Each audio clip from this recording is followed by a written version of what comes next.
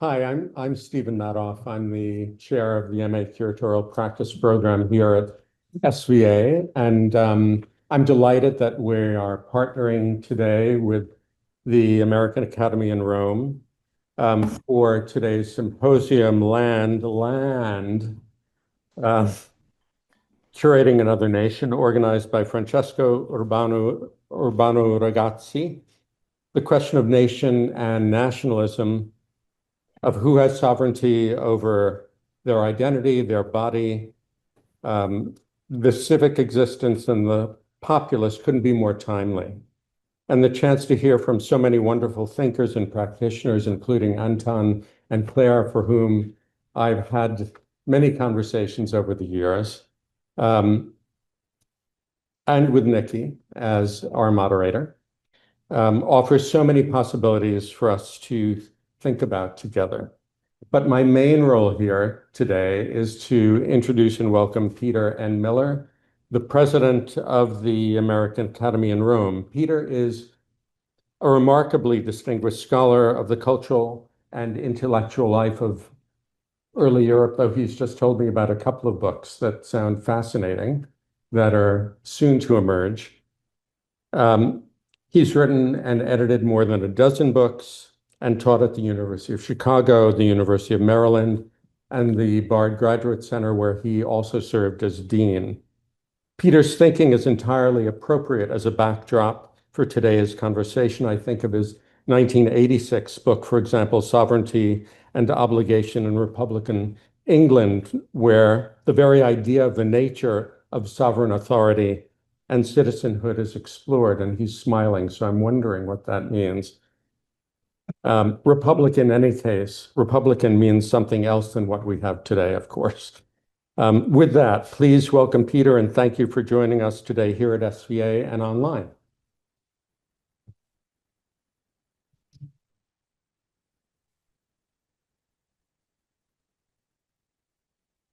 It's a great pleasure to be here. It's always an honor to represent the Academy. And it's really in that context that I'll be saying a few words this afternoon. For 132 years, and any number of fellows, residents, etc., who've passed through our gates, we've never had fellowships explicitly devoted to curatorial studies or curation until now, until this fellowship, which is the cause of our being here today, which was funded by the Italian Ministry of Culture. And everything I am about to say in the next 4.5 minutes, maybe less, spins out from that single fact. So we've never had curators at the Academy, which is an interesting fact. Institutions, as you know, tend to be lagging indicators of what's going on in the wider culture. SVA is probably a little bit of an exception to that, which is what's so cool about our being here. But the Academy lags almost by design, because it takes a while for things that happen in North America to find their way across the Atlantic to us, especially in the world before Zoom. And then if we go back to the world before phones. So we're a little slow to that, but it's also very interesting in that curating is very similar to philology, which is at the heart of what we do. Philology was defined by one of its most famous spokesmen who taught at the University of Berlin in the middle of the 19th century and educated a whole generation of scholars. Philology, he said, is the knowledge of the known, right? It's thinking about what we know and turning that into a new form of knowledge. And that's, I think, a very powerful way of thinking about the work of curators. So in that sense, there is a natural relationship between the Academy and curating curatorial studies to be built upon. And hopefully, the the fellowship program that was created as a pilot last year by the Ministry of Culture will be something that we will be able to build upon. And all of us here in this room will be able in years to come to say that we were there at the beginning. The second point I want to make is that this fellowship program reflects the long-standing and always capable of being improved upon ties between the American Academy and our adopted home country, the Republic of Italy, and our twinned city, so to speak, Rome. It's something that's on our mind all the time. In earlier eras of the Academy, it might have been less so, but for us, it is very important. And so we're actually quite proud that the fellowship program that has launched us to this day is one that was sponsored by the Ministry of Culture. Which brings us to why we're so happy that we're here, because there are not so many programs in not so many institutions where curatorial studies really have been central and respected right from an early time in the institution's history. And we're very pleased to be here and to be sponsored by the program that Stephen represents.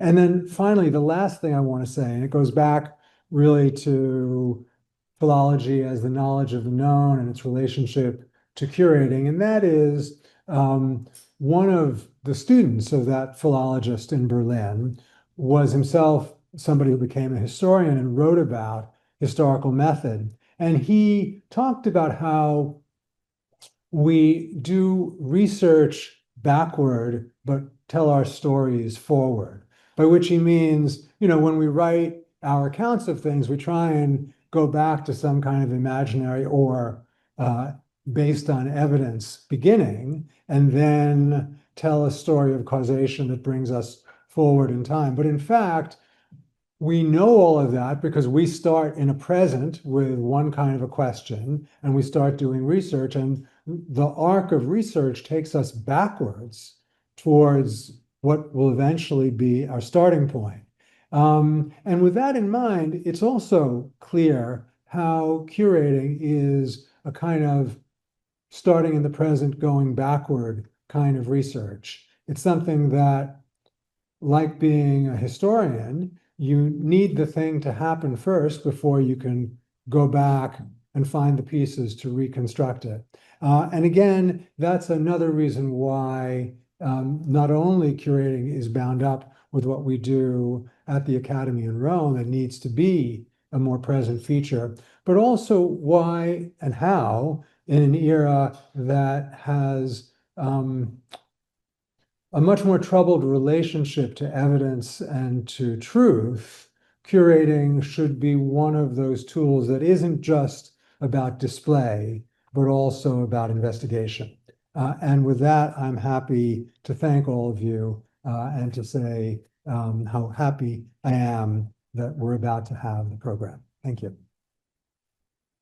We have 3 panels for you today. You might have thought you were just getting one, you're getting 3. And so the first, we have Jenny, Lin, and Dare Turner. So Jenny Lin is the director of the Master's Program in Curatorial Practices and an associate professor of critical studies at the Roski School of Art and Design at the University of Southern California in Los Angeles. She is also affiliated faculty in art history, American studies, and ethnicity, and the East Asian Studies Center. Jenny is also a curator, and her exhibitions include Picturing Global China, as well as last year's Another Beautiful Country, Moving Images by Chinese American Artists, which she will be telling us more about shortly. Jenny was just recently at the American Academy in Rome, coincidentally enough, where she was the 2024-25 Tsao Family Rome Prize Fellow. While there, she conducted research for her new book and exhibition project, Global Art / Fashion Systems. The slash really is just the typographic. New Silk Roads Across China, Italy, and the United States. She's the author of Above Sea, Contemporary Art, Urban Culture, and the Fashioning of Global Shanghai, as well as the award-winning exhibition catalog, picturing global China. That sounds really good. I might stay here for Dare Turner. Dare Turner is an enrolled member of the Yurok tribe of California. She's the curator of Indigenous art at the Brooklyn Museum, and she is the museum's first ever full-time curator of Indigenous art. In 2024, she curated the Brooklyn Museum's largest site-specific commission of Indigenous art, Omni'in, I See Your Light, which transformed the museum's plaza with beadwork designs by Nico Williams, an Anishinaabe artist. She also co-curated the recent reinstallation of the museum's American Wing, titled Towards Joy, New Frameworks for American Art, a real total reimagining guided by Indigenous ways of knowing and Black feminist theory. You really should go. Before coming to the Brooklyn Museum, Dare was the assistant curator of Indigenous art of the Americas at the Baltimore Museum of Art, where she oversaw Preoccupied, Indigenizing the Museum, a huge museum-wide initiative spanning exhibitions, public programming, and a publication. And now I will leave it to them. First, Jen. Thank you for that fantastic introduction, Nikki, and thank you to Peter Miller for your introduction and for everything you do for the American Academy in Rome, and also to our director, Eliza Wong, who is here, and of course, Calvin Tsao, who I was the very proud Tsao Family Prize winner and the president of the Board of Trustees of the American Academy in Rome.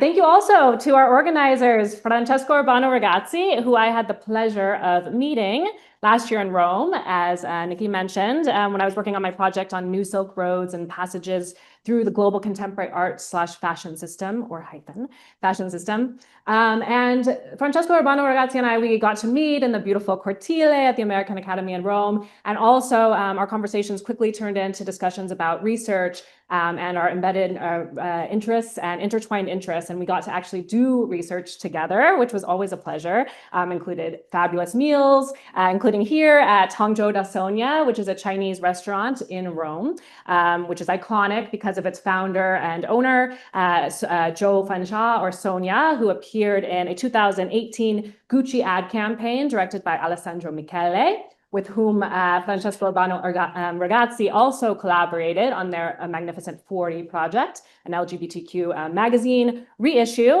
from 1970s to today.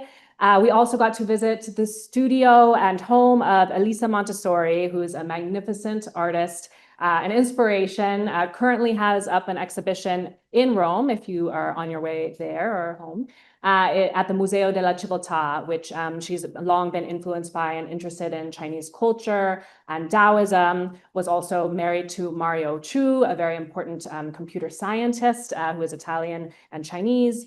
And so I've been with the Francesco Urbano Ragazzi having these amazing experiences of researching together as friends, as collaborators, and also looking at these kinds of collaborations, friendships, intimacies that thread together artists, creatives across nations, and really helps to disrupt any kind of idea of thinking about national purity, nationalistic approaches to art. And also, I'm always reminded of the way in which personal interactions, experiences, and sharing of our work can help to offer different perspectives that really open up our ideas about nationalism and nationhood, and actually make us think about family, connections, chosen family, and how important those are to the creative process and to understanding across cultures. As Nikki mentioned, I am the author of Above Sea, Contemporary Urban Culture and the Fashioning of Global Shanghai. I've also for many years been working on this project related to art and fashion systems and thinking about how networks of artists and designers have helped to shape the cultural climate and also have helped to share different perspectives, alternative perspectives that differ from the kind of authoritarian regimes, nationalistic bombast, or even the kind of sensationalist news headlines that we tend to see that tend to divide us across nations. And particularly my work has long been looking at the Chinese diaspora, Chinese and US. As Nikki mentioned, I curated the exhibition Picturing a Global China in 2016 when I was at the University of Oregon with now Professor Janie Cole as a PhD student. For this exhibition, we invited artists artists, photojournalists, people from all walks of life to contribute photos of what they imagine to be global China. And it was quite fascinating to receive photographs from dozens of artists and other people that were just picturing their everyday life, or also international cities, hubs, places in Yunnan province with minority cultures, and the richness and the vastness and the vibrancy that makes up Chinese culture. And we were reminded of the fact that there is no such thing as Chinese pure culture or a single China, just as the way there is no such thing as a pure America. And this is something that's threaded through as a leitmotif of all my curatorial work and scholarly endeavors. So be it events like Taipei Night or Worlds, Queering Chinese American Identities in Art and Film, or this digital exhibition that I did with students at University of Southern California, looking at the life and legacy of Zhang Ailing, or Ailing Chang, a Chinese diasporic modernist writer. And all of this work is kind of contributed to and built on the exhibition that Nikki mentioned that I curated last year. That was Another Beautiful Country, Moving Images by Chinese American Artists, with very generous support from the Andy Warhol Foundation for the Visual Arts. This exhibition went up at the USC Pacific Asia Museum in 2024.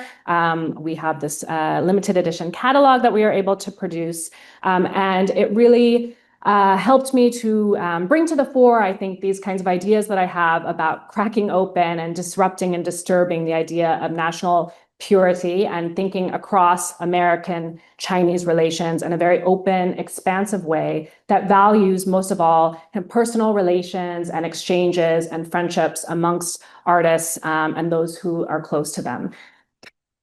So I brought together 10 artists. You can see them here. They are intergenerational. They also kind of span the Americas. So many of them are from the United States all over, or some of them were born in Taiwan or in mainland China. Others, such as Ken Lum, are from Canada. Richard Fung also is Canadian, but was born in Trinidad and Tobago and makes work about that diaspora. So again, we're really bringing together artists from across Chinese America and reimagining what that means in a very open and expansive way. And the works themselves also spoke to this unsteady, I guess you could say, or destabilized notion of national purity, and also helped to disrupt the stereotypes that are often associated with or attached to Chinese American identity or Asian American identity. For example, the myth of the Asian American as the model minority. So we see in Ken Lum's work, Melly Shum Hates Her Job, which greeted visitors to this exhibition, a dissatisfied office worker, Melly Shum. Actually, in fact, as Ken says, she's very happy with her job. So it's also, always getting us to question our assumptions about people. Also, as a side note, Melly Shum, I don't know if any of you have been to the Contemporary Art Center of Rotterdam. Okay, so the Contemporary Art Center of Rotterdam had this billboard on the side of their space since 1990.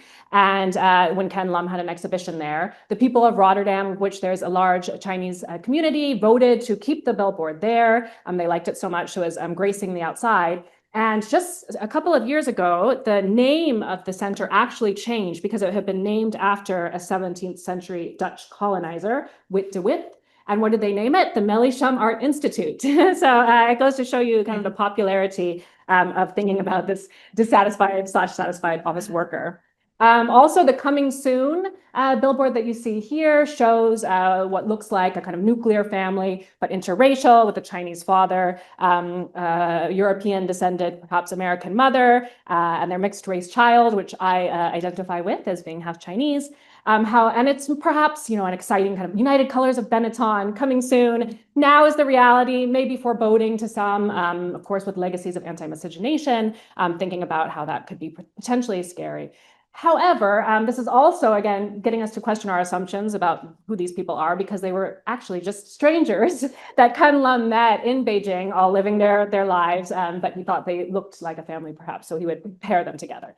And he's always playing with these kinds of tropes of fiction and reality. But this piece that he did, particularly for the exhibition, Lao Hui Ting recalls a poem of her youth, also reminds us of the threads that connect us as humans. That is growing old together, thinking back, hopefully, on our past, our childhood. He has a fragment of this poem: "Morning sun will never be at its peak again.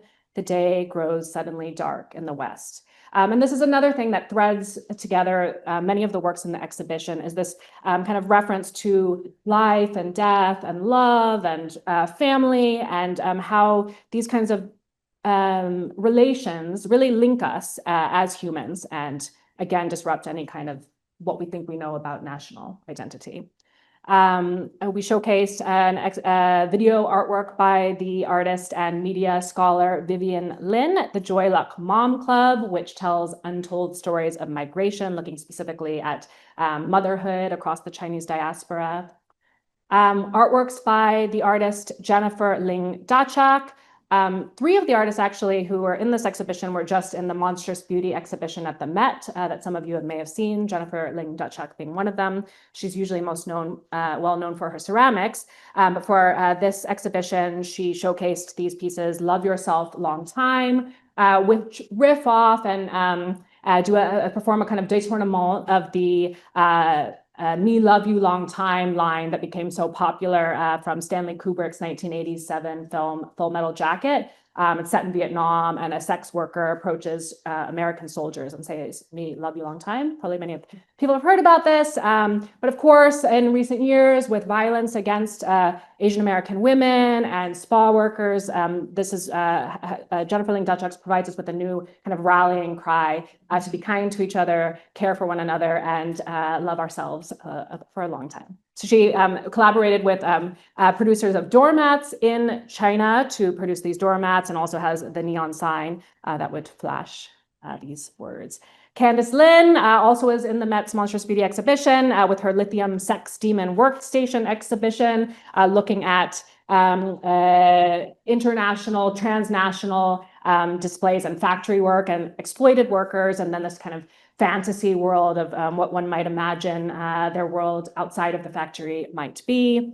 Andrew Thomas Huang, who made Kiss of the Rabbit God, a queer folk story that's a tale of love that is based on Chinese tradition, and especially the legend of the rabbit god, who's become a kind of LGBTQ icon in Taiwan and elsewhere. Richard Fung, well known for his early 90s essay, Looking for My Penis. Some of you might have seen in New York City at the conference organized by Douglas Crimp, which was excluded from the October issue that caused scandal later.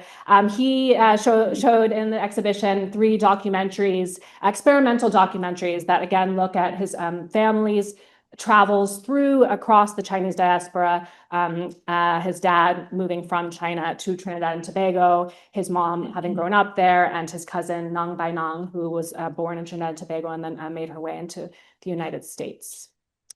And the artist Simon Leung, who also culled from his family archives and showcased photos of his great-great-grandfather, who was one of the first Chinese people to come to the United States as a young boy. He was brought over with a delegation during the Qing Dynasty to represent China, and he ended up studying at Yale, learning several languages, and was re-invited back to be the vice commissioner of the World's Fair in Missouri. And these photos were taken there at his home. They look like perhaps there has been staged in China, but they're actually in the US.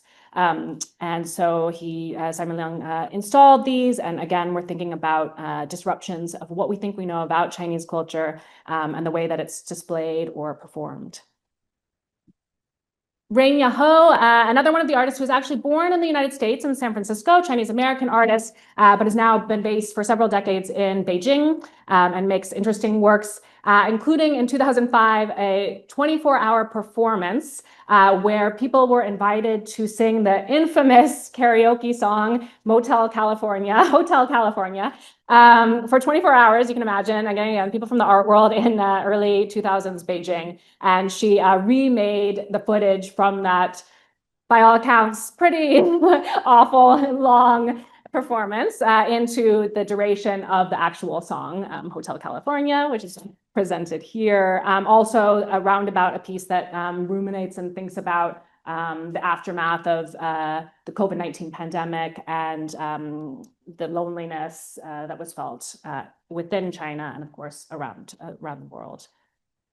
And then Patty Chang, who is my colleague, was also included in the Met's Monstrous Beauty exhibition, contributed these beautiful works, Invocations and Que Sera Sera, again, reminding of us of what connects us all as humans, that is the life and death cycles. This video piece, in this video piece, she's wearing her baby on her chest and singing the song Que Sera Sera at her dad's deathbed. So as her baby is, taking its first breaths, her dad is taking his last. And her mother, meanwhile, on the right-hand side, is scrolling through a list of invocations related to her father's ailments and being deceased from a degenerative disease, as well as invocations and thoughts of a better future and imagining a better future for the grandchild. And finally, the artist Charlene Liu recreated her mom's Chinese restaurant that was located in a small town in the Midwest in the United States, and became this kind of really important gathering place and a place of celebration for families. Her mom collected all kinds of materials, vases, also local art from the local, primarily Germanic community in the Midwest. And we showcased these together in a kind of communal space that people could enjoy. And in the back wall, you'll see 3 hanging prints. And these were all made from photographs of qipao or qingsom dresses. They're close-ups of dresses that were in both the artist's collection as well as my own family's collection, especially from my grandmother, who I inherited several gorgeous qipaos from that were all handmade and designed by her when she worked with a tailor in 1960s, 70s Taiwan. The qipao, if you don't know, is a traditional Chinese dress that really developed and became popular in the Qing dynasty. It has all these cultural connotations related to female identity and empowerment and confinement. The high neck is often seen or referred to as a kind of controlling mechanism. If you've ever worn one, it's quite stiff and tight. But later, as it develops, you also see slits up the side and different things that perhaps hint towards female agency and sexual identity and prowess. So the dress itself has appeared in many kinds of artworks, including others of Patty Chang, such as the product Love, Die wahre Liebe, which reimagines a real encounter that happened between the German philosopher Walter Benjamin and the Chinese-American movie star Anna May Wong, in which they had a conversation. He penned a subsequent interview. And finally, this qipao has traveled the world.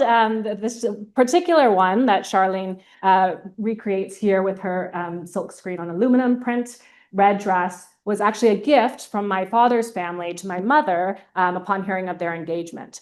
They met in the University of Florida, and they were there, and my grandparents came from Taiwan and brought as a gift for my mom to be a wedding qipao dress. And it has since circulated. It was included in an exhibition by my friend Mireille K.H. Rees, Books and Things in Germany and elsewhere. And I also got to use the background at a poetry reading that I gave at the Poetry Foundation a couple of years ago. So I love to think about these garments, these objects, these artworks as related to these stories of family interactions, friendly exchanges, loving encounters, and how those provide new threads and ways of us to think about art, culture, and coming together across nations. This surpasses the kind of authoritarian, as I said, or monolithic idea of nationhood that you see in like the art fashion system. And it also shows us new ways of collaborating and sharing these alternating perspectives with our friends, like the dear Francesco Urbano Ragazzi, Elisa Montessori, and others.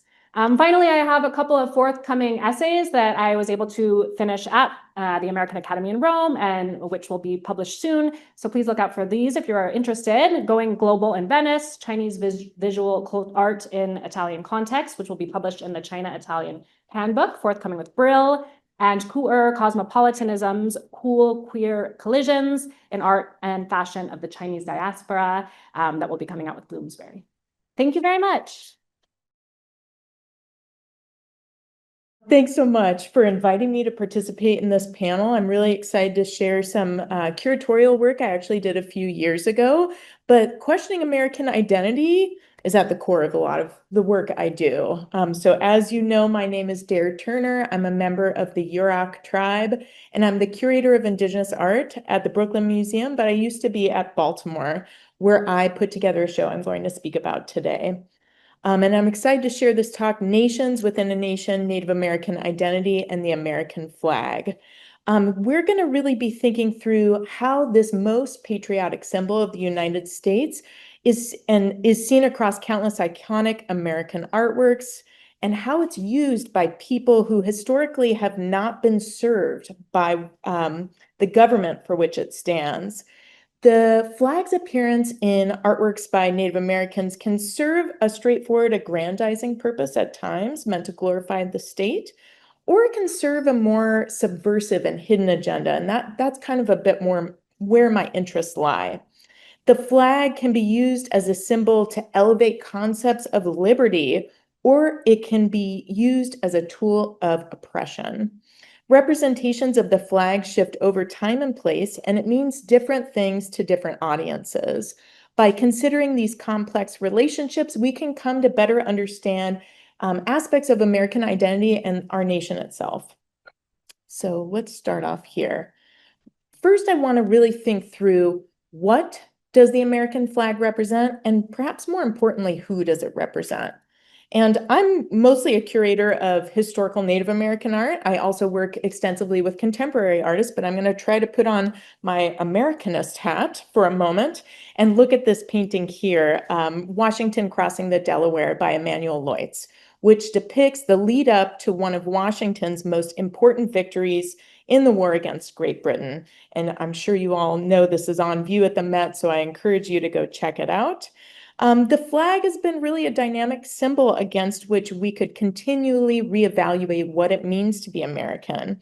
This monumental work is described in an audio tour that the Met put out there as, quote, "The popular success of this painting has little to do with any pretense to historical accuracy. It is due to its monumental registration of a great moment in American historical mythology. 50 years after Washington's presidency and before the Civil War, there was no hero equal to Washington in stature. He was a major cult figure, and this is an iconic mythological painting," end quote. In my mind, this piece really represents a myth that cuts to the core of American identity. But I'm actually interested, rather than talking about Washington, I want to direct your attention to the back of the boat, where we see who may be an Indigenous man wearing a bandolier bag and other symbols of Indigenous identity, steering the ship. And the Mohawk artist Alan Michelson has offered some words to illuminate this person's role. He thought it was likely a Native member of Washington's troops. And Michelson says, quote, "Native American warriors fought often decisively on both sides of the war, British and American, according to their nation's interests. In 1778, the United States signed a treaty with the Lenape people, its first formal treaty with an Indigenous nation, securing assistance and safe passage through Delaware land in exchange for articles of clothing, utensils, and implements of war. The treaty recognized Delaware's sovereignty, guaranteed territorial rights, and offered the possibility of Indigenous statehood. But soon a double crossing of the Delaware took place. Persistent treaty violations by settlers and the U.S. government culminated in a major massacre in 1782. So reflecting on this work hammers home that the American flag is a performance of national permanence, suggesting a monolithic symbol of a people and a place. But the history of the flag and our relationship to it over the life of the American nation has been as dynamic and multifaceted as American identity itself. And one quick little shout out, if you have been to the Met since Indigenous Peoples Day in October, I hope that maybe you caught this new augmented reality app that was unveiled without the museum's permission, which is kind of fun and interesting. It's called Encoded, Change the Story, Change the Future.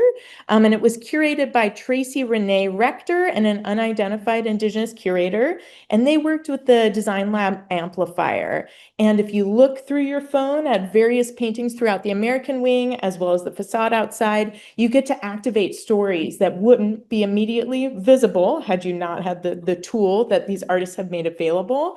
17 Native artists utilize this to activate these different works. And here we see a screenshot of Fletcher's artwork Land Back that's giving us a sort of new interpretation of Washington crossing the Delaware. And if you don't make it to the museum, there are wonderful visions of this app on Instagram. So check it out. Now we're going to go back in time in my curatorial practice to one of the first shows I curated, Stripes and Stars Reclaiming Lakota Independence. And this entire show emerged out of a question when I found these two works in our vault. These were beaded objects made for children, a bonnet and a vest, and they were made by Lakota mothers in the late 19th century. And that was a really difficult moment for the Lakota tribe. They were stripped of many of their traditional lifeways, forced onto reservations, had to give many different freedoms to practice their own religion, to speak their own language. That was actually outlawed, to hunt buffalo. And all of those things were taken from them in this moment when these women are beating these flags onto their children's garments. So despite this history of oppression and the US government's attempts to really lock Lakota identity into a single place, they were not stripped of their heritage. Lakota women continued very important artistic traditions, and they began to use the flag to serve a variety of purposes in their artistic practice. And through all of this, we see how stripes and stars are shifting symbols. They reflected the Lakota people's present and future, but also acted as a tool to preserve traditions in a changing world. Let's do like some quick history, and I'll go through this really quick so we can talk a bit more about the show. But I want to give a map that gives a bit of historical context that these works are emerging out of. So this is a GIF from the interactive website called Invasion of America. And it shows us very quickly how between 1776 and 1887, the US government seized over 1.5 billion with a B acres from America's indigenous peoples. And they did this by treaty and executive order. The concept of manifest destiny was really the engine behind this. And the unrelenting greed for resources was that fuel. This encouraged white settlers to claim new territories and encroach on native-held lands throughout pretty much all of what is now the United States. Treaties were brokered and broken in quick measure. Reservations were established, then dismembered and cut up so that people were forced into much smaller parcels of land. One other sort of issue that's relevant to this is the Dawes Act of 1887. So this was another engine making this happen. This law converted native land that had been held collectively into individual parcels, so it would be allocated to single families. And then after each family got their little parcel, any surplus, quote unquote, was then given to white homesteaders. And so that resulted in the loss of 2/3 of native held land in what is now the United States. And this is the sort of brainchild of the senator of Massachusetts, Henry Dawes, who said he wanted to show the virtues, or really force these virtues of private property onto indigenous folks. And I think it's revelatory to hear his sort of rationale in his own words. He said, "The head chief told us that there was not a family in that whole nation that had not a home of his own. There was not a pauper in that nation, and that nation did not own a dollar. It built its own capital and it built its own schools and hospitals, yet the defect of that system was apparent. They had got as far as they could go because they own their land in common. There is no enterprise to make your home any better than that of your neighbors. There is no selfishness, which is at the bottom of civilization. Till this, people will consent to give up their lands and divide them among their citizens so that each can own the land he cultivates, they will not make much more progress. So you see how selfishness is really core to American identity, even according to a senator. This is the white settler way of life. And so native populations were expected to emulate this model. Let's keep on going forward. So now we know a little bit of the historical context. We return to this question: why did Lakota people depict the ultimate symbol of colonialism or of their oppressor in the American flag in their art? There's a few different reasons that I explored in this exhibition.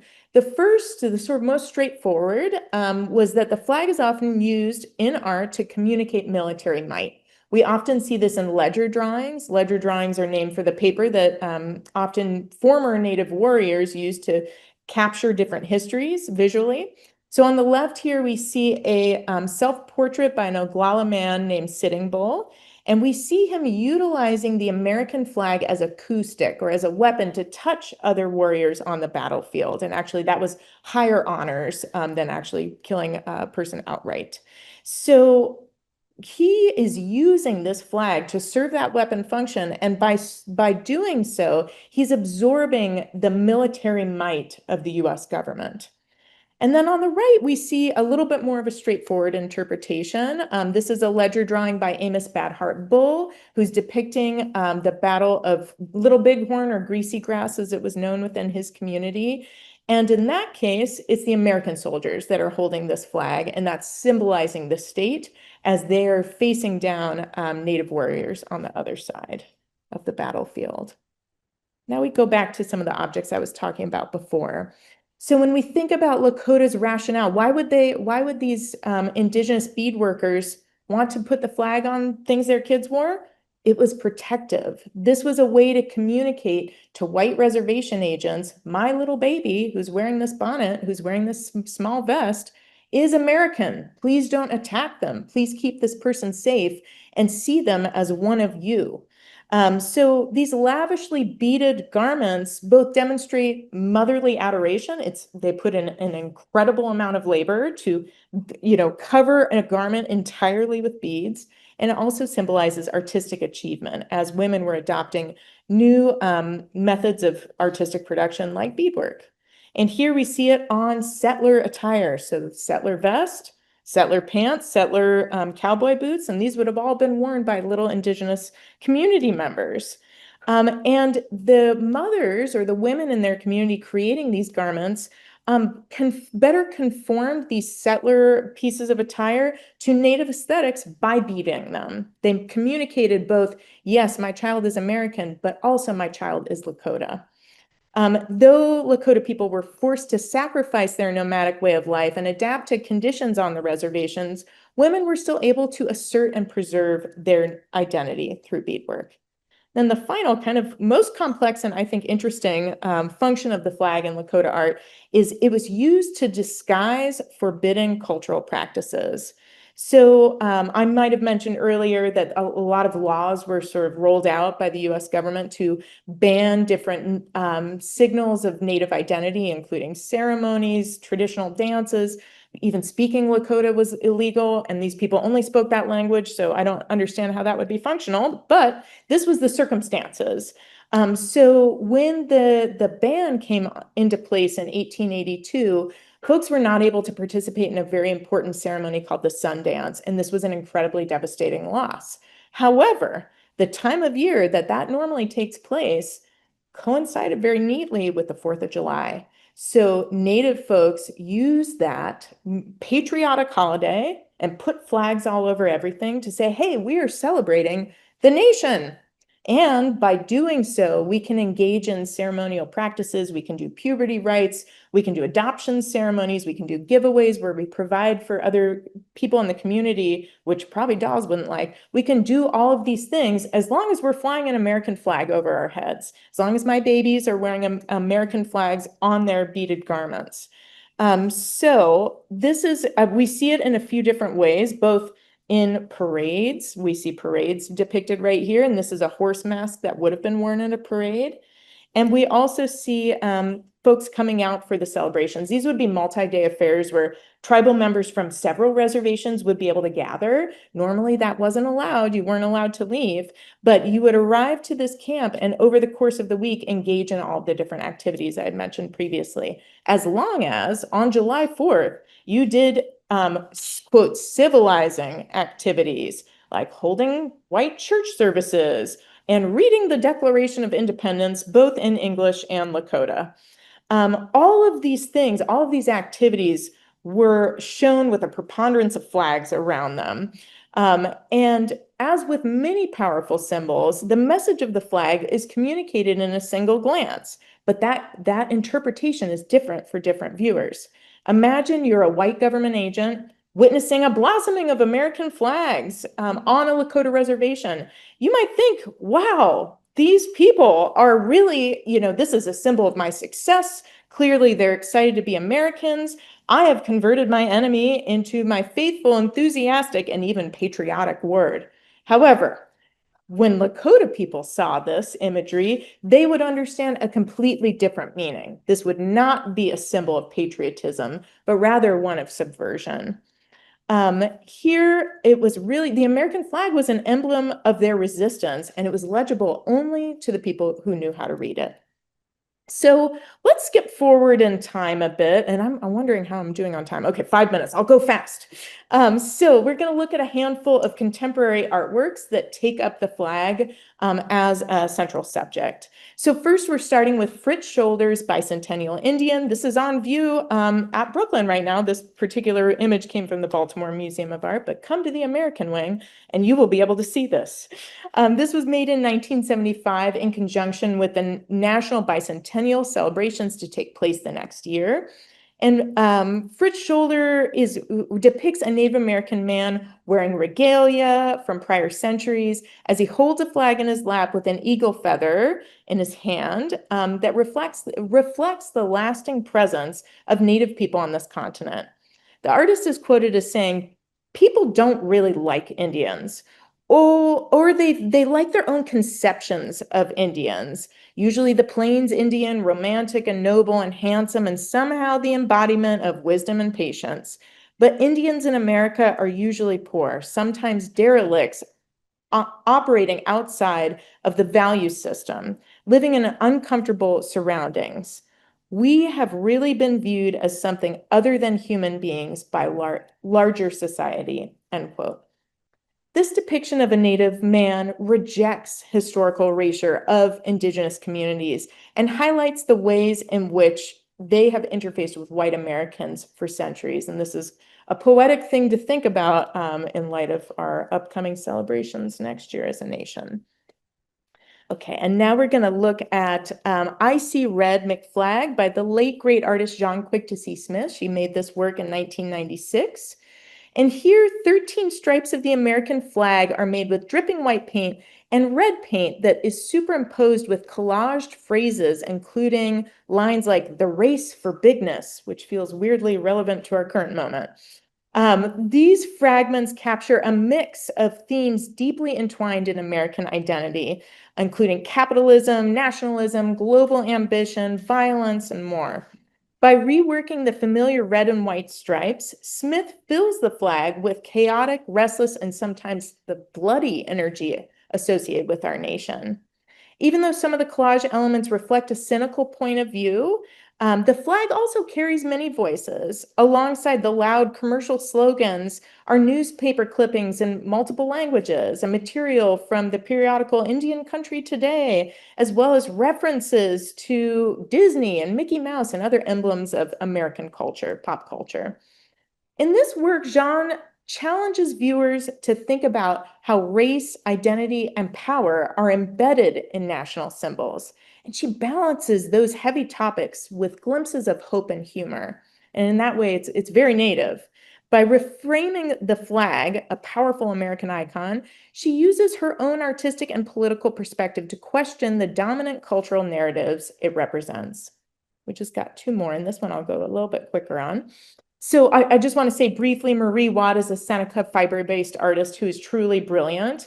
And here her work, Edison's Flag, honors both Indigenous U.S. Army veterans by piecing together wool blankets which are representatives of trade goods. They're also objects of care. Blankets are incredibly important gifts within Native communities. And here we see them overlaying a U.S. Funeral flag given to her veteran great Uncle Edison. And she's really asking questions like, what happens when American art includes Indigenous art in the narrative with works like this? How do those transformations shift stories we tell about what it means to be American?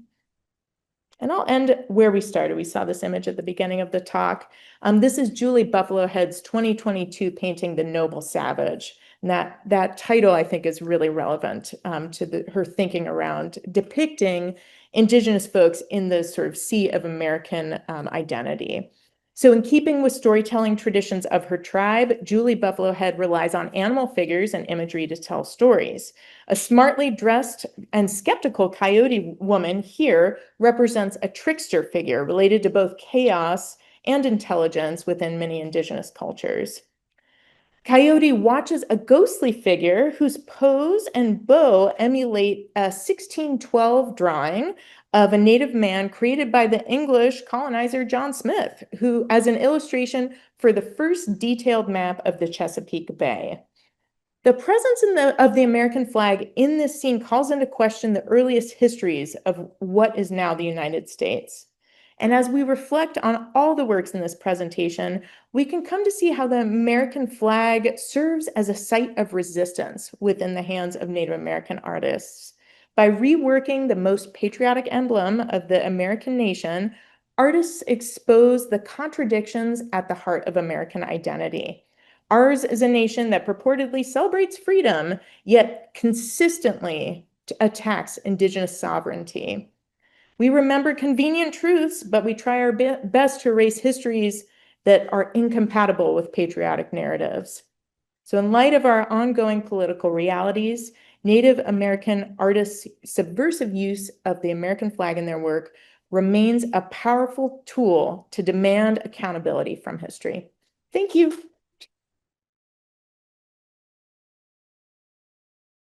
Next up, we have the two gentlemen who actually are the reason why they put this whole thing together. Francesco Urbano Ragazzi. This year, they were named the first Italian curatorial fellows at the American Academy in Rome. Their work spans not only exhibitions, which have been held at major institutions worldwide, but also publications and archives. In 2012, they curated, just going to go in, Io tu lui lei, Italy's first institutional exhibition on the cultural legacy of Italian LGBTQ movements. And in 2021, they co-edited Fuori, 1971 to 74, an award-winning anthology dedicated to Italy's first queer magazine. They worked closely with the filmmaker Jonas Mekas, who died in 2019. And since then, they curated an international program celebrating what would have been his 100th birthday. They also, in archives, they oversaw the archive of the late artist Chiara Sumai until 2022. And they organized the first presentation of her work in the United States. And now, the two Francescos will tell us more about what they're working on now. Hello, everyone, and thank you for being here. We would like to thank the American Academy in Rome and its community, Peter Miller, Aliza Wang, what should I do? And Ilaria Puripurini.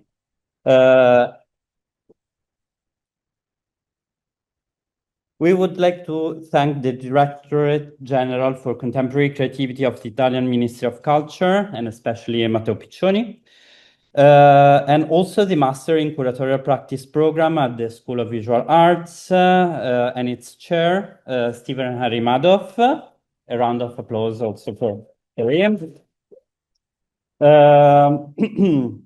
For welcoming a discussion on a topic as urgent as it is slippery. We're also grateful to our fellow panelists who have agreed to take this slippery path with us, and Nikki Columbus for guiding us along the way. We mentioned that we have chosen a slippery subject, and so we'd like to begin by explaining why we couldn't resist addressing it. For a long time, part of the world and much of the art world believed itself to be living in what was called the postmodern condition. In recent years, however, one of the ideas that most define modernity has returned unexpectedly to the center of global attention: the nation. Think of Vladimir Putin's accusation of Nazism against the Ukrainian government. Think of the Ukrainian resistance. Think of the call for a two-state solution to resolve the conflict between Israel and Palestine. Think of Brexit and the rise of ultranationalist parties across Europe. Think of Taiwan. Think of the wall along the Mexican border. Think of tariffs. It is, of course, not our intention to tell you which side we are on or which side you should be on. Beyond political analysis and drawing on a method formulated by William Mitchell, we are interested in observing an aesthetic recursion, a concept or image that once seemed to be nothing more than a ghost of the 20th century has returned to the center of discourse. Perhaps we haven't noticed and we are still stuck with Kant's perpetual peace. Perhaps Bruno Latour was wrong and we are still modern, even too modern. The question we would like to explore in this symposium is, at its core, an artistic one. How can one create a national exhibition in an age marked by the return of nationalisms? Is it possible to conceive of national exhibition formats as instruments of resistance, or are they compromised from the outset by their very origins? To begin unraveling this question, we will focus on a case study that, at least in Italy, has shaped the history of national exhibitions, while at the same time embodying two distinct and opposing models of curatorial practice. That the exhibition we are about to discuss aspired to be paradigmatic is evident from its very title. Identité italienne, l'art en Italie depuis 1959. Italian Identity, Art in Italy after 1959.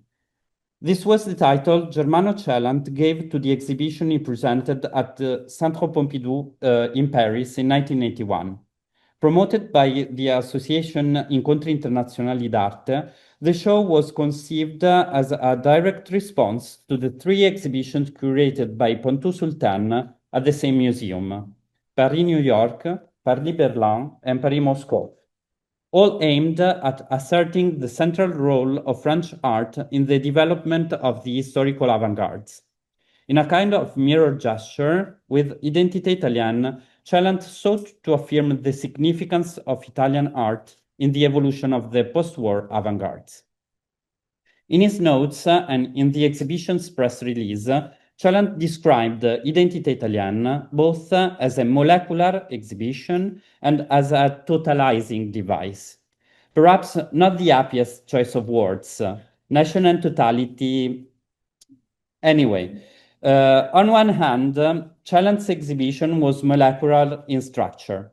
Within a honeycomb-like layout designed by architects Vittorio Bregotti and Pierluigi Cerri, 18 artists were each presented in their own individual cell.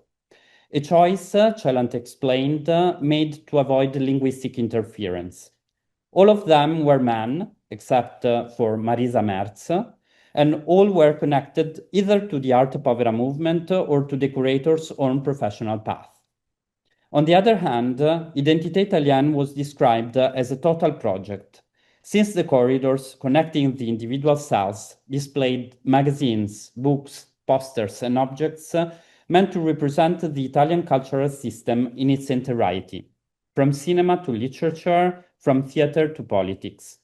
Thus, the artists selected by Celant embodied not only their pure individuality, but also, in his own words, the driving ideas of Italian culture as recognized internationally. It was for this reason that the exhibition was widely criticized for its sociologism. Identità Italiana embodies a specific paradigm of how curating can be conceived. The curator as the selecting subject and the artists as the objects of selection. The exhibition apparatus is homogeneous and coherent, but also exclusionary, aimed at determining the best, a kind of star system. It is not our intention to directly criticize Celan's project. Doing so would diminish the extraordinary artistic and entrepreneurial genius of the curator. Rather, what we hope to show is that Identità Italiana does not merely embody the paradigm we have just described, but also contains within itself the possibility of an escape route, an antidote of sorts. First and foremost, an antidote to the identitarian paradigm can be found in the exhibition's catalog. The volume, over 600 pages long, is almost entirely devoted to a chronology that seamlessly intertwines historical and artistic events significant to Italian culture. Celan entrusted the creation of this chronology to 10 young curators, each responsible for a specific theme, yet granted full organizational freedom. The result was a far more multifaceted portrait of Italian art. Artists not directly associated with arte povera, such as Vettor Pisani, Luigi Ontani, Carla Accardi, and the collective Beato Angelico, came into view, along with the pivotal contributions of women and feminist movements. The creative energy of other art forms, film, video, and theater, also emerged, all of which had been relegated to marginal spaces in the Pompidou exhibition. Heterogeneous and dynamic, the catalog does not reinforce the exhibition's thesis.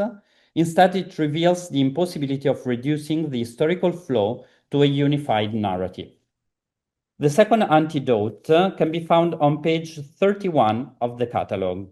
A brief critical text, the only one in the entire publication, written by a woman. It was authored by the feminist critic and theorist Carla Lonzi, who used it to declare a refusal to participate. In her statement, she describes the Centre Pompidou as an improper place in which to express her thought. Before delving into Lonzi's reasoning, a brief biographical note may be helpful. Carla Lonzi is a luminous figure in Italian art criticism.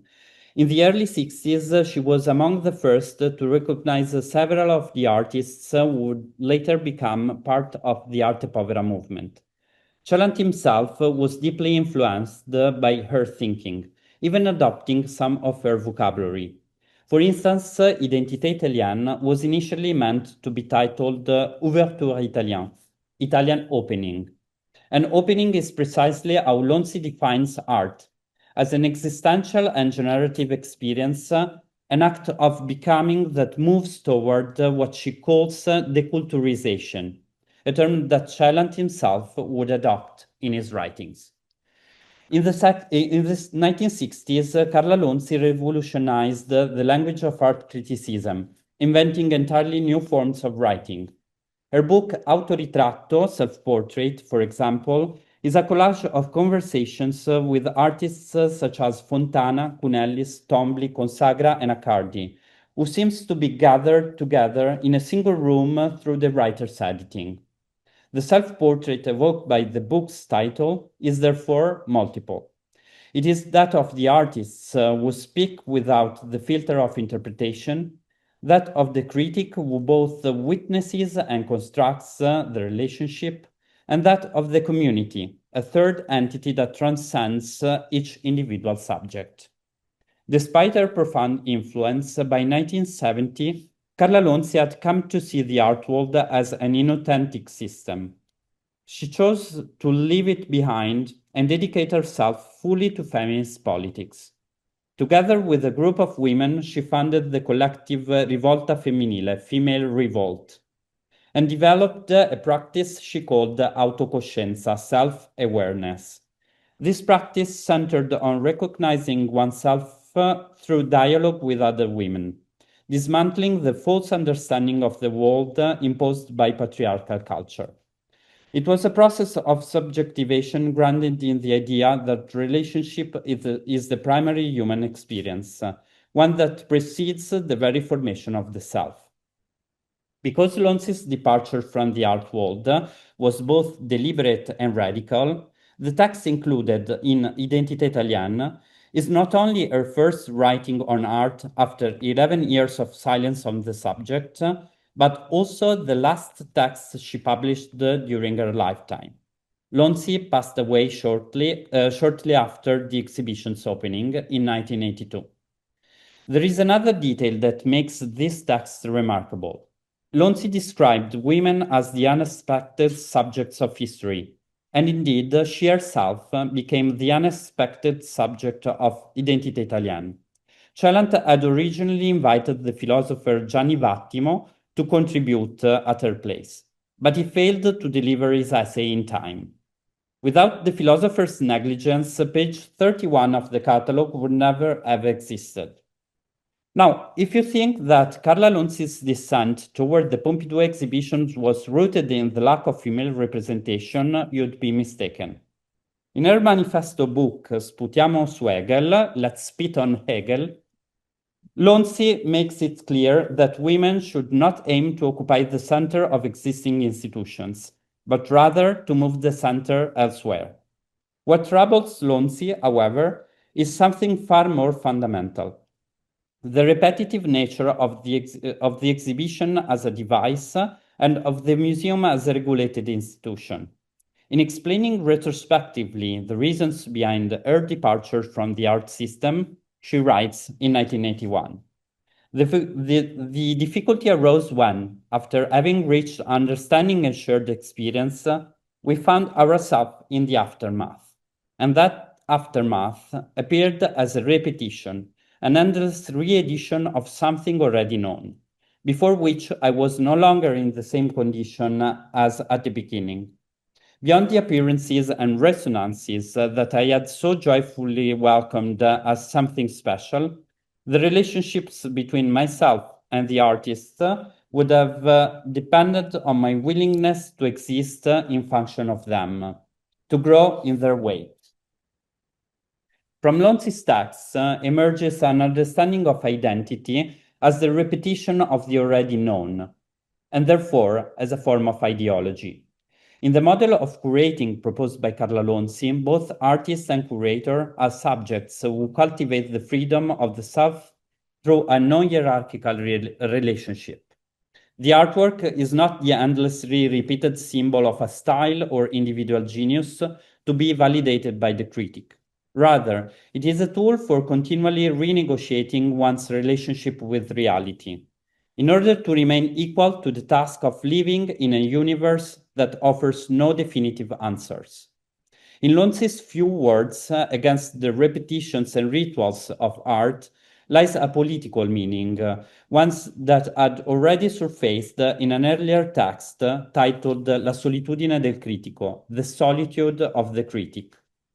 Carla Lonzi writes in 1963, "It seems to me essential that an art critic carry out their work by pointing to those artistic achievements that manifest themselves as techniques of living, within which human beings demonstrate a non-neurotic response to the collapse of social myths, of cultural oppositions, of frontiers and traditions, to what I believe can rightly be called their new cosmic condition. It is no longer a matter of defending ideas in the spirit of crusades, but of validating them in relation to one's own individual authenticity." And so Lonzi writes about herself at the end of her contribution to Identità Italiana, a future consciousness, not a complex one, as was entering the field of creativity in the 1960s in the form of an art critic. Okay. Carla Lonzi's figure. No, I got here. Okay. Let's go. Okay. Carla Lonzi is a figure in whom critique, dialogical ability, and inventiveness converge. The term radical is often used to describe her. Yet radical is a word that frequently diminishes rather than empowers. Lonzi would rather use the term authentic, not authentic as in a certified artwork or a absolute truth, but as a way of continuously grounding one's practice in an honest and intense dialogue, first and foremost with oneself. Authenticity as autocoscienza, self-awareness.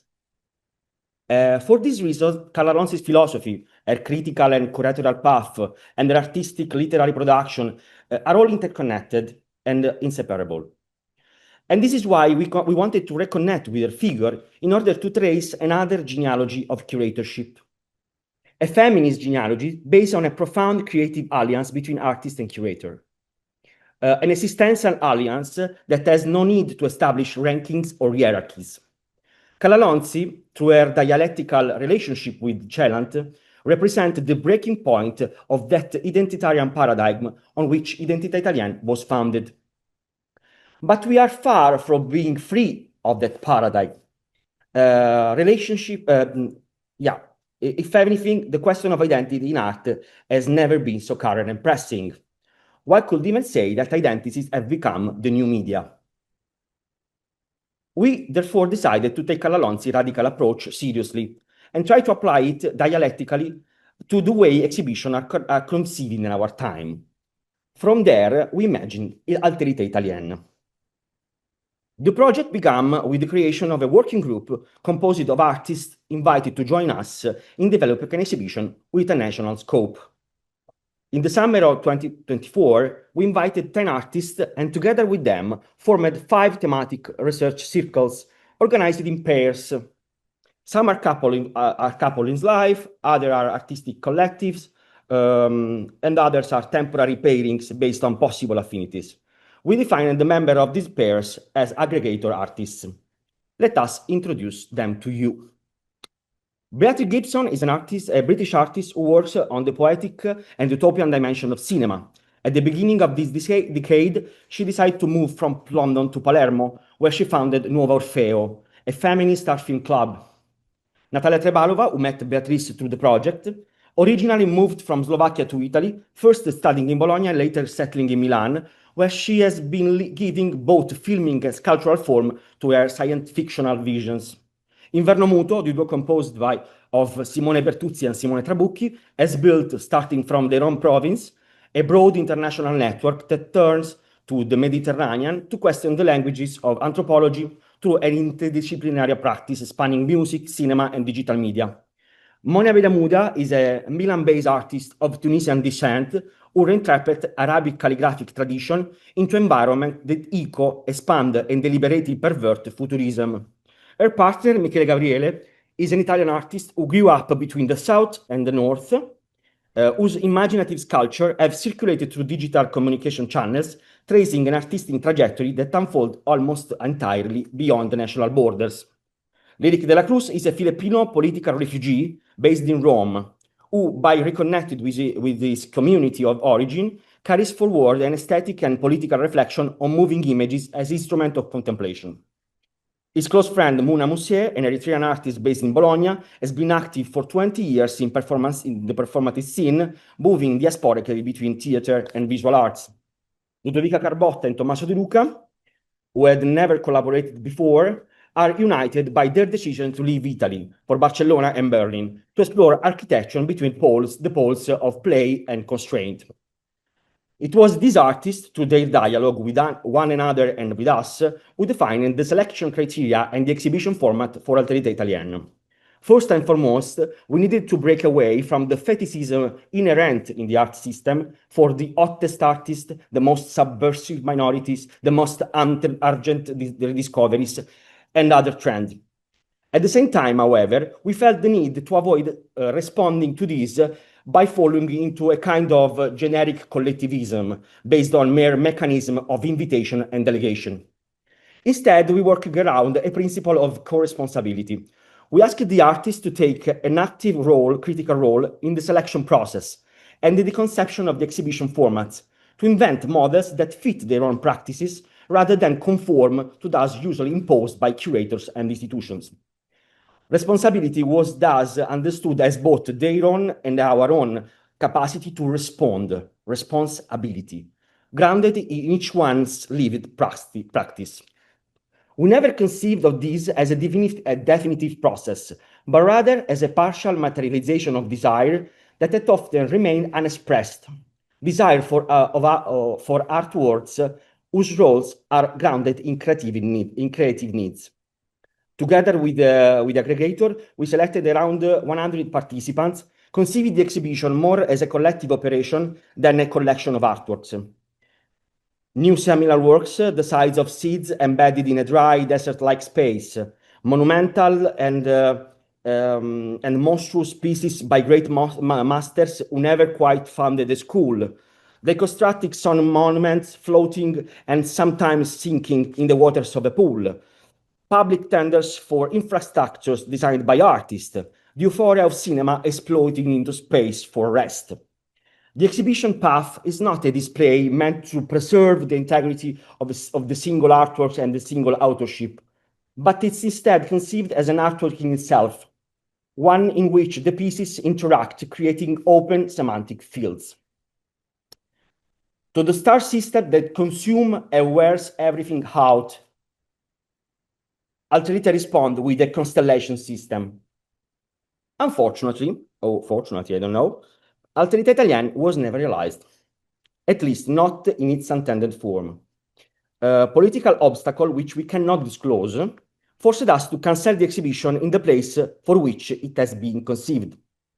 But yet, exhibition exists beyond exhibitions. Alterite Italienne is first and foremost a way of thinking. A first outcome can be seen live very soon at the Flux Screening Room in Brooklyn on this Thursday, and simultaneously online on the Flux platform with a screening program running until the end of the year. Together with the Alterite Italienne aggregators, we have designed Tutta una Notte, an Italian cinematic showcase. The live program featured 10 films directly connected to the aggregators, while the online extension, which emerged from these months of research, expanded the initial network, presenting 22 titles. The program brings together artists who, over the past decade or so, have frayed the boundaries of national identity while also stretching the edge of their own. Italians by adoption, by origin, by chance, in transit, or refugee, they have diffused or imploded the nationalist rhetoric, finding self-awareness in openings that transcend individuality. The works presented in Tutta una Notte do not merely affirm the supposed ethical and aesthetic canons of their creators. They are tools for stepping outside oneself and delve into different layers of reality. Inside and outside the studios, these artists research, converse, and collaborate. They grow together as collective or form temporary alliances, share studios, record labels, festival, cooperatives, theater companies, cinemas, exhibition space, websites. And doing so, they also produce moving images. The title of the program is a tribute to Tutu Nui, a Chantal Akerman film. In one of the pivotal scenes of the film, Gino Lorenzi, pseudonym of Gérard Berlinet, sings L'amore perdonerà, love will forgive, a song written in a raw, sometimes incorrect Italian. This raw yet intensely expressive language might well be the same language spoken by the works in the showcase. Warning, Tutta una Notte is not the best of, because the best does not exist. And if it does, it's always yet to come. The program can keep expanding dialogically, incorporating other works that respond to the initial call.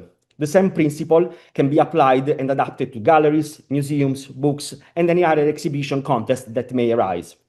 The Alterite method is guiding us through a discovery of Italy, but it will almost certainly lead us toward new boundaries and new lands. While everything is still yet to come, we have nonetheless imagined a wall text. We are artists, composers, directors, performers, decorators, writers, editors, researchers, inventors, managers, producers, philosophers, masters, apprentices, forgers, committed and disengaged. We are also curators. Sometimes we are entrepreneurs. First of all, we are critics.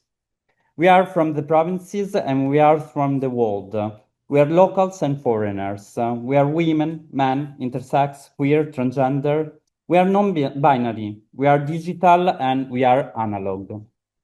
Yes, we are divergent and we are always young. In fact, we are old. We were born old. Age has never been a problem. We are eternal promises and constant betrayals. We are privileged and rejected. We are not children of love. We are the children of those who made us be born. We are citizens of our country with or without permission. We are workers, so we work hard. We are our own bosses and their assistants. We are problem solvers and agents of chaos. No, we are not employees. Our salaries are prices. We know how to win and we have learned how to lose. We know many things and others not at all. We are rich. We know our miseries. We like making things, but we like making them happen more. We like doing it with others that make us happy, but we are solitary, very solitary. We are agnostic. We are what we are. We are what we are not. You can find us in pieces in what we do. Thank you. And now we're going to have Anton. You get extra credit for staying because Anton is fantastic. And this is really interesting what he's talking about. Take it away. Thank you so much for staying so patiently. I'll try to be really brief. I wrote, actually, can you hear me like this? I actually wrote something so I can read it sort of concisely and we'll be done in 20 minutes, I promise. The only thing is I thought that this would automatically play as a kind of a slideshow. I will not speak about individual images or anything. It's kind of hard to, I'm not so, no, you do it, yeah. Like 7 seconds each, yeah? Down or to the right? To the right, yeah. So when I look back at the biennials I've been involved in over past 2 decades, what connects them is not a theme or a geography, but an experiment, an attempt to rethink what an exhibition can be. Each time they pose a question, how can we move beyond the museological model of display and spectatorship to produce another kind of experience? One can change how we perceive, learn, perhaps even feel. For me, exhibitions are not primarily about representation. They're instruments. Like a film or a ritual or a school, they organize time, attention, and relation. They can teach, move, or transform. And if they succeed, it's not only because of what they display, but because of what they do. The first biennial I worked on as a curator was Manifesta 6, planned for Nicosia, Cyprus in 2006. Together with Maya Bu El Dahab and Florian Waldvogel, we wanted to reinvent the biennial format completely. Instead of organizing another vast display of art objects, we proposed to create a temporary art school, a 3-month program of study, residencies, publications, and collective production. The idea was to shift the biennial from the logic of display to the logic of education, from showing to learning, from spectatorship to participation, from representation to knowledge production. This also meant relocating artistic production into time, into processes of research, teaching, and debate, rather than static presentation. The context was charged. Cyprus was and still is a divided island split by a demilitarized zone between Greek and Turkish Cypriot communities. We wanted the biennial to unfold across both sides of the city as a gesture of contact and shared imagination. But the political climate proved too hostile. The project was canceled just weeks before it was due to open. It was a painful experience, but also revealing. The cancellation exposed how deeply the structures of nationalism, bureaucracy, and fear still determine what can and cannot be imagined institutionally. And paradoxically, the unrealized project became more influential than many that did open, a reminder that experimentation is always risky and that even failure can have a generative afterlife. Manifesta 6 remains to me a prototype, an attempt to turn the exhibition into a kind of a living organism.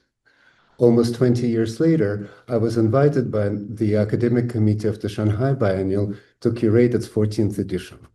The show I developed was called Cosmos Cinema, and the idea was not to make an exhibition about cinema, but to make the exhibition itself cinematic. And the slides you've been seeing, this is from Cosmos Cinema from Shanghai. I do not have any images of Manifesto 6 because it never happened.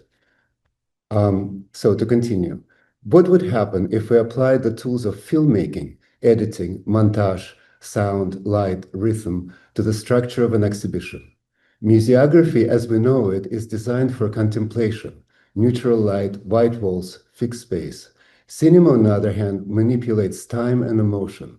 So Cosmos Cinema tried to fuse these two temporalities, the spatial stillness of the museum and the kinetic pulse of film, to see what kind of experience may emerge. Montage became our method, jointly with my curatorial team that included Zairong Zhang, Hali Iris, and Lucas Brasiskis, but curated through juxtaposition rather than theme. The proximity of works generated meaning like a sequence of shots. Visitors moved through the exhibition as though through an edited film.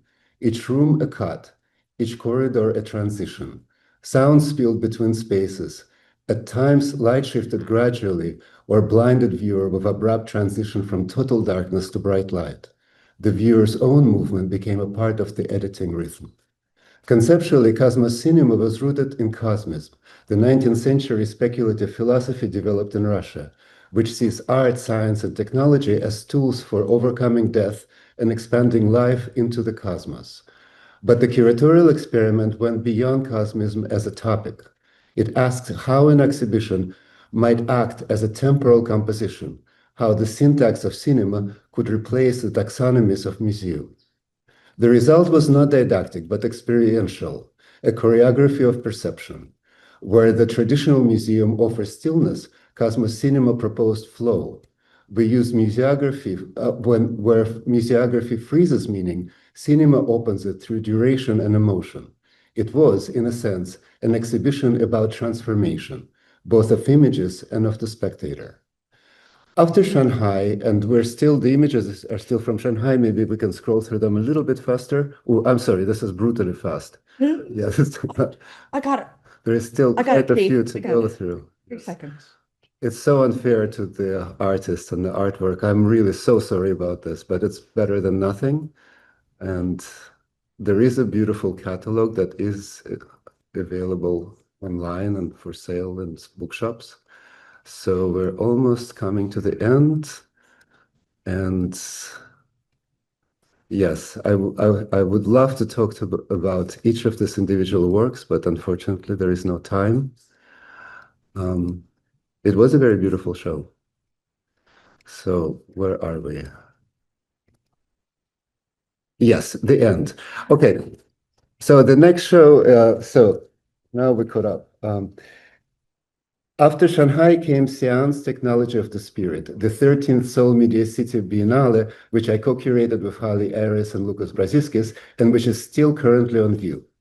If Cosmos Cinema dealt with time and light, Xi'an's deals with vibration and transmission, where one was cinematic, the other attempts to show the invisible, though both shows seek to expand the sensory and conceptual vocabulary of exhibition making.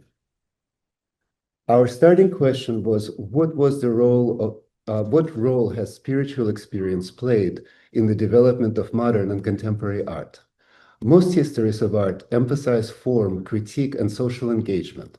We wanted to trace a different lineage of mysticism, intuition, and invisible knowledge from figures like Georgina Houghton, Hilma af Klint, Annie Besant, and Emma Kunz, to numerous contemporary artists working with ritual, sound, spiritualism, shamanism, and technology. We imagined the exhibition itself as a collective device or a situation for mediation between visible and invisible worlds. A séance literally means a sitting, is a technology of communication, a situation in which something non-human might speak through a medium. We tried to build such conditions into the Biennale. Color plays a crucial role in this. Each exhibition space is conceived as a distinct chromatic atmosphere, from deep violet to bright pink, from blue to electric green, creating emotional and energetic gradations rather than thematic divisions. Color functions not decoratively, but experientially, recalling early 20th century theories of aura and synesthesia, Buddhist understanding of color as energy film, or Goethe's and Steiner's ideas of color as a living force. As visitors move from one hue to another, they experience subtle shifts in temperature, mood, and perception. The exhibition becomes almost physiological, an experiment in how color can modulate consciousness. Sound and light extend this vibrational logic. Some rooms hum with inaudible frequencies, others glow or darken rhythmically. Rather than merely convey information, the exhibition tries to generate states of attention, resonance, sometimes unease. It invites the viewer not to look at art, but to be affected by it, to sense it as a form of energy. If Cosmos Cinema used logic of montage, Seance uses the logic of ritual. Both are efforts to activate the exhibition as a time-based and a sensorial medium. Both ask, what happens when curating operates like composing or enacting, rather than organizing and displaying? Seen together, these three projects form a kind of a trilogy: an exhibition as school, an exhibition as film, an exhibition as seance. Each one tests the boundaries of museography. What happens when an exhibition becomes pedagogical, cinematic, or spiritual rather than representational? Each displaces the viewer from the position of a passive observer to that of participant, listener, or co-thinker. I think of these as experiments not only in structure, but in attention. They're attempts to build environments that can show how to perceive differently, how to inhabit time, sound, color, and image in more expanded ways. And in this sense, they also experiment with freedom, the freedom to reorganize the term of experience itself.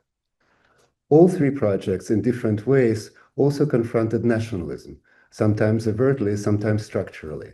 Manifesta 6 was cancelled because of nationalism, because the idea of a show that unfolds both in Greek and Turkish Cyprus was perceived as a political threat.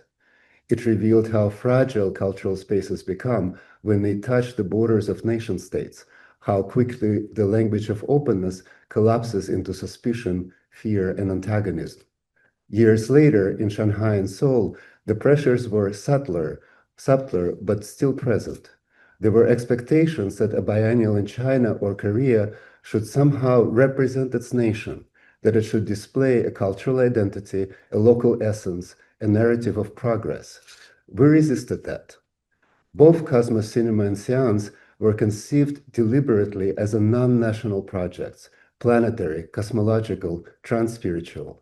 They propose that the imagination of art cannot be confined to national representation, because the experiences they deal with, time, mortality, spirit, cosmos, these are not national phenomena. And perhaps this is where the experimental approach becomes political. To refuse nationalism in the biennial context is not to deny locality, but to invent new forms of relation beyond the framework of perceived belonging. It is to affirm that artistic practices can model other kinds of affinities and commonalities through learning, through light, through sound, through shared attention. In the end, whether as school, as cinema, or as a seance, the exhibition remains for me a site of experimentation with how we live together in time. And if these experiments sometimes fail or provoke or exceed their institution, that may simply mean that they're alive. Thank you very much.